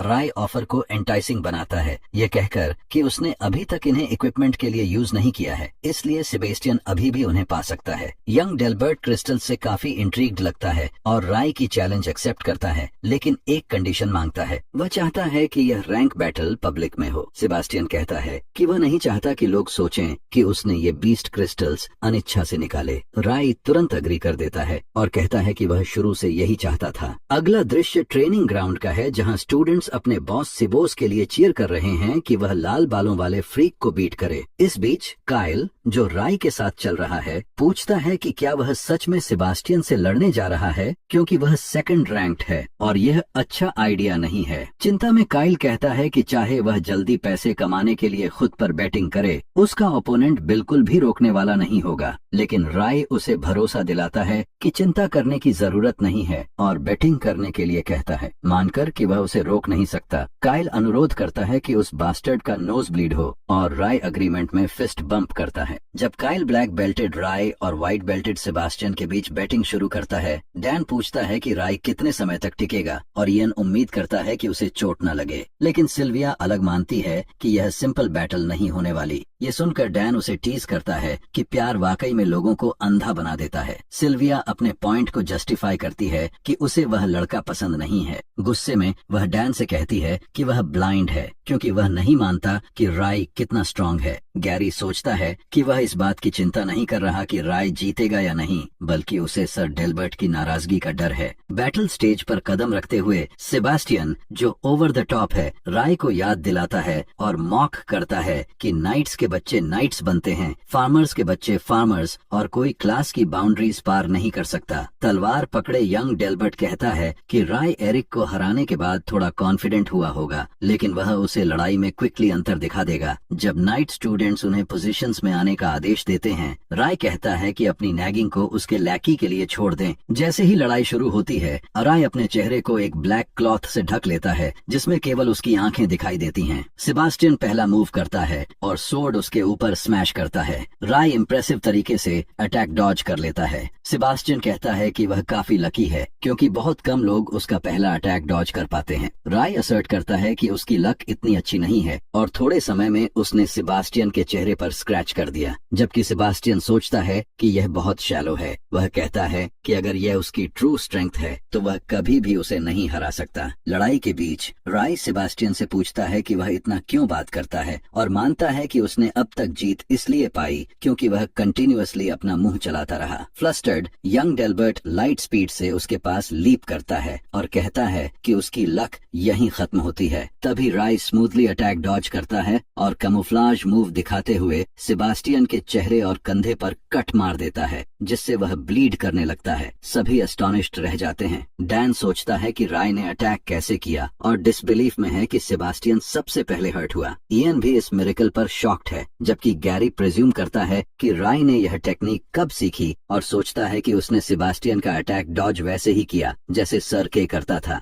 के ने शांत स्वर में डेल्बर्ट को समझाने की कोशिश की और कहा कि नाइट के नजरिए से रे टैलन ने कोई नियम नहीं तोड़ा। अगले दृश्य में राय अपनी डॉर्म की छत पर लेटा हुआ था और पांवों की आवाज सुनता है। सोचता है कौन होगा तो सिल्विया दिखाई देती है। क्योंकि उसने डॉर्म में उसे नहीं देखा तो वह छत पर आ गई। राय बताता है कि वह थोड़ी देर अकेला रहना चाहता है। सिल्विया पूछती है कि क्या वह मंक के बारे में सोच रहा है। राय हैरान होता है कि कैसे वह उसके मन की पढ़ सकती है। सिल्विया स्वीकार करती है कि राय आम लोगों से अलग हो सकता है और लोगों की भावनाओं को समझना उसके लिए मुश्किल है, लेकिन राय उसे रोक देता है कहकर कि उसे परवाह नहीं है। सिल्विया घबराई हुई उसकी मंशा स्पष्ट करती है और कहती है कि वह जानती है कि राय बुरा इंसान नहीं है और जब भी वह कंफ्यूज्ड या गुस्से में होता है वह मदद करना चाहती है और उम्मीद करती है कि वह उन्हें थोड़ा विश्वास करेगा क्योंकि वे दोस्त हैं।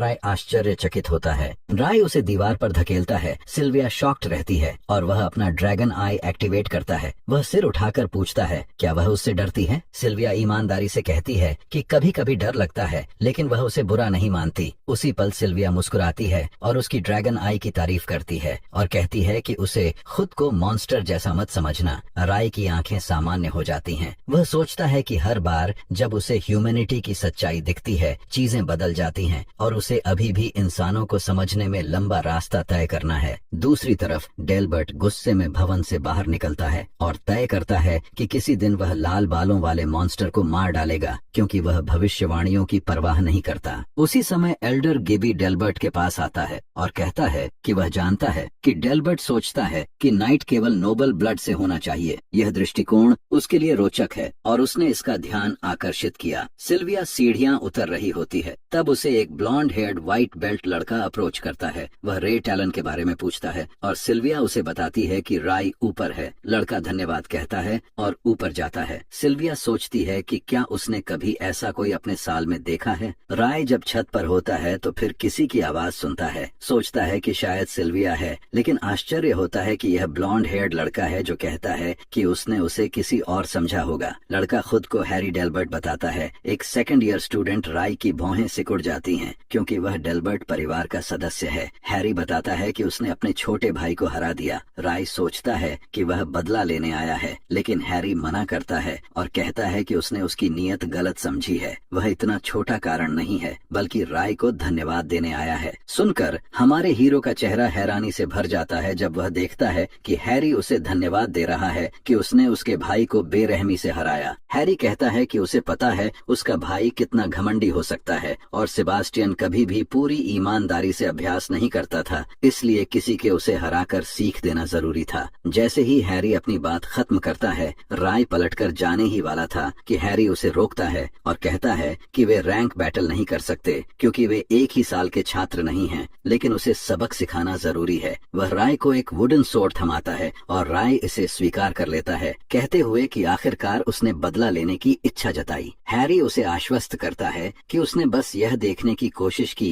कि जिसने उसके भाई को हराया वह कितना मजबूत है। वह लाल बालों वाले लड़के को चुनौती देता है कि दिखाओ तुम्हारे पास क्या है। राय खुद को तैयार करता है और महसूस करता है कि हैरी बाकी सबसे अलग महसूस होता है। वह अपने मूव्स बदलने का निर्णय लेता है और उस पर हमला करता है, लेकिन हैरी बेहतरीन तरीके से उसे रोक देता है और राय बल से पीछे झुक जाता है। यह देखकर डेल्बर्ट का बेटा उसकी सही निर्णय लेने की तारीफ करता है। राय चौंक जाता है क्योंकि उसे अजीब महसूस होता है। उसके हमले के बाद भी उसका ओपोनेंट का सोर्ड टूटना चाहिए था। राय सोचता है कि अगर ओपोनेंट ऐसे ही वार करता रहा तो शायद उसका सोर्ड पहले टूट जाएगा। तभी हैरी अनुमान लगाता है कि राय अभी तक क्यूआई का सही इस्तेमाल नहीं कर रहा। शुद्ध ताकत से जीतना मुश्किल देखते हुए राय अपने सीखे हुए ब्लैक बेल्ट तकनीकों का इस्तेमाल करने का निर्णय करता है। दोनों लगातार एक दूसरे पर वार करते हैं। हैरी आसानी से अटैक्स को डॉज करता है और राय से पूछता है, इतना ही है? राय थोड़ा गुस्से में आता है और पसीना बहाने लगता है। हैरी वुडन सोर्ड से एक आखिरी शक्तिशाली वार करता है जिससे राय सोर्ड पर ठोकर खा जाता है और घायल हो जाता है। उसी समय हैरी लड़ाई खत्म करता है और जाने लगता है। राय बुरी हालत में होने के बावजूद समहाउ उठकर हैरी से पूछता है कि क्या वह first ranked second year night apprentice है। हैरी जवाब देता है कि वह 50th रैंक पर है।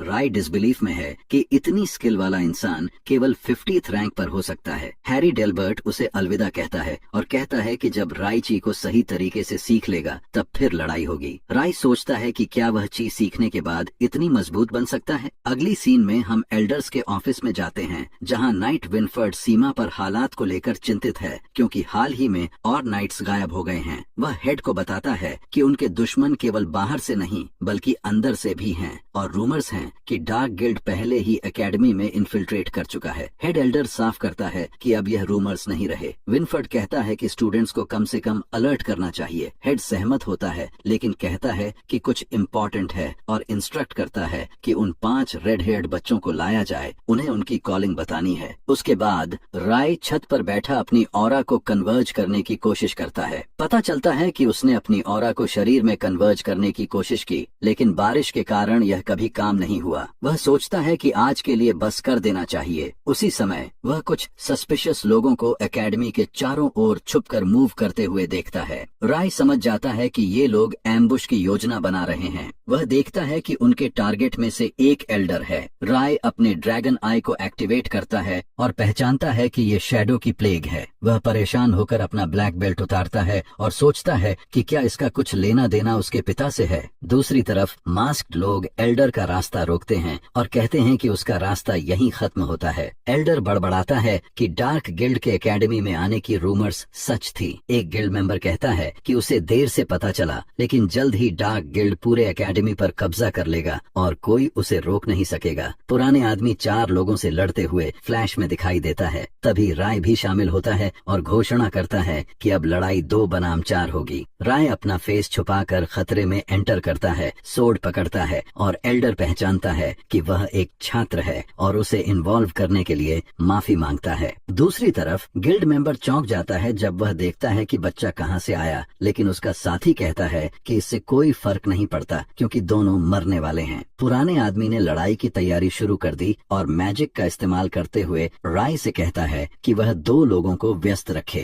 राय जब गिल्ड के 2 सदस्यों से एंगेज करता है तो वह सोचता है कि ओल्ड मैन का क्यूआई अलग है और ध्यान देता है कि शैडो बीस्ट्स में अभी भी कॉन्शियसनेस मौजूद है। वह अटैक डॉज करता है और पीछे से सोर्ड से वार करने की योजना बनाता है, लेकिन दूसरा सदस्य बीच में आ आ जाता है। जैसे ही एक गिल्ड मेंबर मैजिक कास्ट करता है, राय पीछे झुकता है और वे तुरंत समझ जाते हैं कि उसे अभी तक QI इस्तेमाल करना नहीं आता और उसे एमेचर मान लेते हैं। उन्हें लगता है कि राय को उन्होंने पकड़ लिया है, लेकिन राय सोर्ड को अपने मुंह में रख देता है, जिससे गिल्ड मेंबर्स कंफ्यूज हो जाते हैं। वे उसे मारने के लिए कूदते हैं, लेकिन राय लगातार अटैक्स डॉज करता है, जिससे शैडो सोचता है कि यह लड़के के मूवमेंट्स अजीब हैं। राय को पकड़ने में विफल होने के बाद वे लाल बालों वाले लड़के की तलाश करते हैं और देखते हैं कि उनके 2 सदस्य स्ट्रॉन्ग ओल्ड मैन से मारे गए। एल्डर बाकी 2 सदस्यों से कहता है कि लड़ाई जारी रखें, वह देखना चाहता है कि यह बच्चा क्या कर सकता है। गिल्ड मेंबर्स फंसते हुए अपने सीक्रेट पावर का इस्तेमाल करने का सोचते हैं, लेकिन उससे पहले वे डिसाइड करते हैं कि पहले रेड हेयर्ड लड़के को निपटाना है। राय ऊपर से सब देखता है और सोचता है कि ओल्ड मैन को शुरू से उसकी मदद की जरूरत ही नहीं थी। लड़ाई में मौका पाकर वह शैडोज की तरफ पीछे से कूदता है। राय उन्हें कठिन समय देता है और जैसे ही वे उसे पकड़ने की कोशिश करते हैं, अंततः उसे ट्रैप कर लेते हैं। राय के पास कोई रास्ता नहीं दिखता। तब एल्डर उसे बुलाता है और आदेश देता है कि राय उस लड़के का हाथ पकड़कर उसे अपनी तरफ खींचे। ओल्ड मैन राय को कहता है कि अब उसे घूमकर मोमेंटम का इस्तेमाल करके उसे फेंकना है। लाल बालों वाला लड़का निर्देशानुसार करता है और लड़के को ओल्ड मैन की दिशा में फेंक देता है। एल्डर पावरफुल ची के साथ पंच करता है और शैडो लड़का एक्सप्लोड होते हुए दूर ग्लाइड करता है।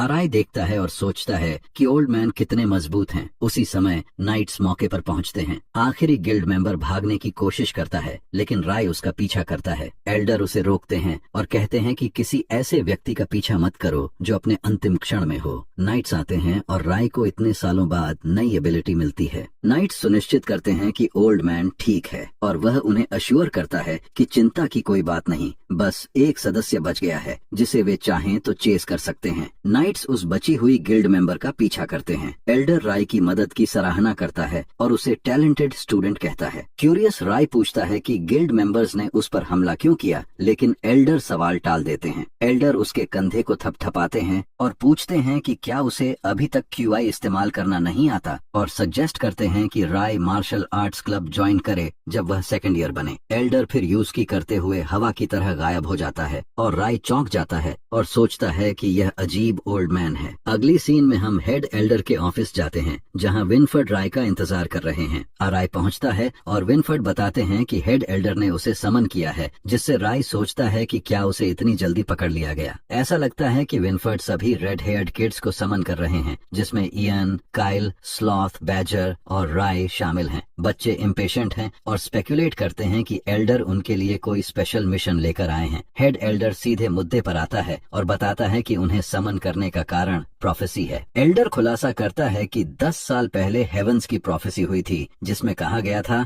कि उनका लैंड एक लाल बालों वाले लड़के द्वारा बचाया जाएगा। काइल सोचता है कि शायद यह उनमें से कोई हो, लेकिन एल्डर कहता है कि उन्होंने 10 रेड हेयर्ड बच्चों को खोज लिया है जो इस डिस्क्रिप्शन पर फिट होते हैं, जिससे राय बेहद हैरान होता है। जब राय अन्य 5 बच्चों के बारे में पूछता है तो एल्डर कहता है कि बाकी 5 बच्चों में मैजिक की एप्टीट्यूड है और वे रोलैंड एकेडमी में पढ़ रहे हैं। जैसे ही रे इसे सुनता है, उसे एमी की याद आती है जो भी वहीं पढ़ रही है और वह सोचता है कि शायद उसे उन लोगों के बारे में पहले से ही पता होगा। जबकि काइल और बाकी रेड हेयर्ड बच्चों को दुनिया को बचाने के लिए उत्साहित दिखते हैं। हेड एल्डर प्रोफेसी की कहानी जारी रखते हैं। वह बताते हैं कि पहले 5 ड्रैगन नाइट्स ने अपने देश को खतरे से बचाया, शैडोज को हराया और एवियन नाइट एकेडमी की स्थापना की। प्राइसलेस हेरिटेज को छोड़कर हेड एल्डर उन्हें बड़ी जिम्मेदारी सौंपते हैं कि वे इसे सुरक्षित रखें और बताते हैं कि उन्हें बेसिक और स्पेशल ट्रेनिंग के अलावा और भी ट्रेनिंग दी जाएगी। हेड एल्डर बताते हैं कि ये 5 रेड हेयर्ड बच्चे एवरी एकेडमी के नए जनरेशन के ड्रैगन नाइट्स बनेंगे। जैसे ही वे ऑफिस छोड़ते हैं, काइल और एक ट्विन खुश महसूस करते हैं कि वे सेवियर बन रहे हैं, जबकि रे इयन से पूछता है कि क्या उसके बाल हमेशा लाल थे।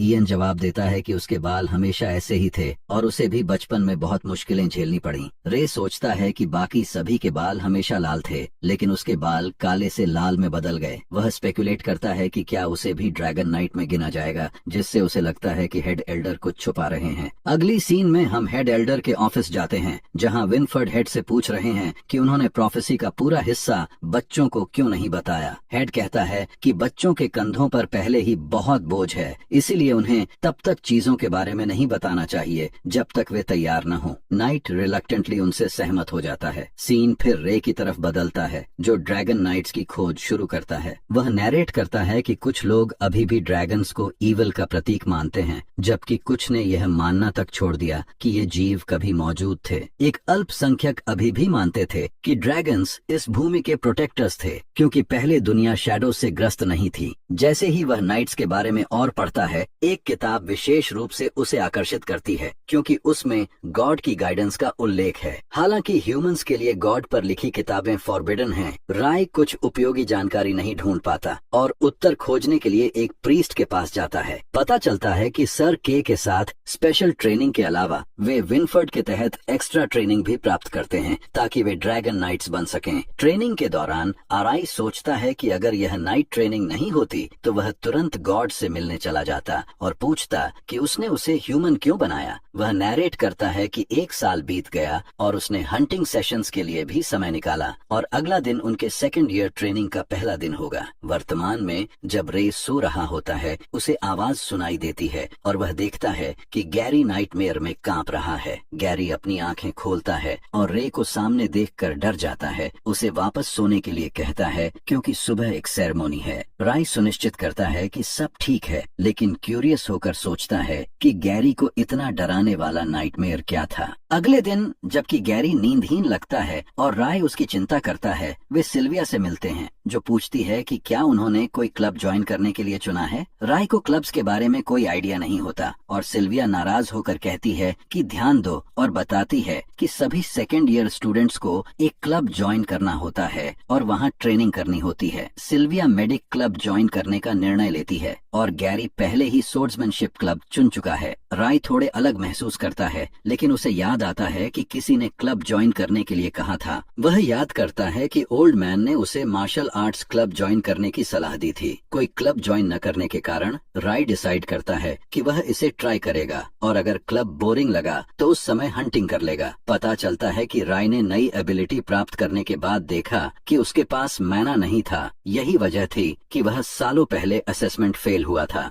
राय आशा करता है कि चीजें बदल जाएंगी जब वह इंटरमीडिएट बीस्ट क्रिस्टल्स अब्सॉर्ब करना शुरू करेगा, लेकिन सेबास्टियन को हराने के बाद वह पूरी तरह से फ्री एक्ट नहीं कर पाया, क्योंकि कई लोग उस पर नजर रख रहे हैं। जब वह सोचता है कि वह वर्तमान में 10th रैंक पर है और कुछ फाइट्स छोड़नी होंगी, राय मार्शल आर्ट्स क्लब का रास्ता ढूंढता है और वहां पहुंचकर हैरान रह जाता है, क्योंकि जगह बहुत दूर और रिमोट लगती है। जैसा कि रे देखता है कि एंट्रेंस पर कोई नहीं है, वह अंदर जाने का निर्णय लेता है और सोचता है कि क्या इस खराब हालत वाली जगह में भी कोई मार्शल आर्ट्स क्लब है। रे आवाज लगाता है और अंदर किसी को बैठा पाता है। वह आदमी के पास जाता है और नोटिस करता है कि कोई रिएक्शन नहीं है, उसकी प्रेजेंस भी महसूस नहीं होती। मानकर कि वह मर चुका है, जैसे ही रे ओल्ड मैन के कंधे पर टैप करता है, ओल्ड मैन उसका हाथ पकड़ता है और जोर से उसे जमीन पर पटक देता है। गुस्से में ओल्ड मैन चिल्लाता है, कैसे उसने इस जगह में घुसने की हिम्मत की। राय स्पष्ट करता है कि वह मार्शल आर्ट्स क्लब ज्वाइन करने आया है क्योंकि उसने उसे बुलाया था। ये सुनकर ओल्ड मैन शांत हो जाता है और पहचानता है कि यही वही रेड हेयर्ड स्टूडेंट है जिसने उस दिन उसकी मदद की थी। वह एल्डर निकला और वह रे को थपथपाने लगता है। राय पूछता है कि उसने बिना वजह किसी स्ट्रेंजर पर अटैक क्यों किया, क्योंकि वह आज लगभग मर ही गया था। एल्डर माफी मांगते हैं और कहते हैं कि हाल ही में कई अजीब लोग यहाँ आ रहे थे, इसलिए वह थोड़ा सावधान था। एल्डर खुश होता है कि राय उसकी एडवाइस मानकर क्लब ज्वाइन कर गया और बताता है कि वह अब उसका स्टूडेंट होगा। राय डिसबिलीफ में रह जाता है और सोचता है कि ओल्ड मैन ने उसे क्लब ज्वाइन करने के लिए ट्रिक कर दिया। ट्रैप्ड महसूस करते हुए राय सोचता है कि 1-on-1 सिचुएशन में कैसे स्लिप करेगा। एल्डर उसे बेसिक से शुरू करने का निर्देश देते हैं, क्योंकि पहली बार मिलने पर वह क्यूआई इस्तेमाल करना नहीं जानता था। एल्डर क्यूई अटैक्स समझाते हुए बताते हैं कि यह क्लब लूजिंग साइड पर क्यों है, क्योंकि कोई इसे ज्वाइन नहीं करता। एल्डर आश्वस्त करता है कि लोग मार्शल आर्ट्स को नहीं समझते और जब वह राय को सब कुछ सिखा देगा तो उसे पता चलेगा कि उसके हाथ सबसे मजबूत वेपन्स हैं। इसी दौरान रे पुराने अटैकर्स के बारे में पूछता है और एल्डर बताता है कि वे डार्क गिल्ड के थे।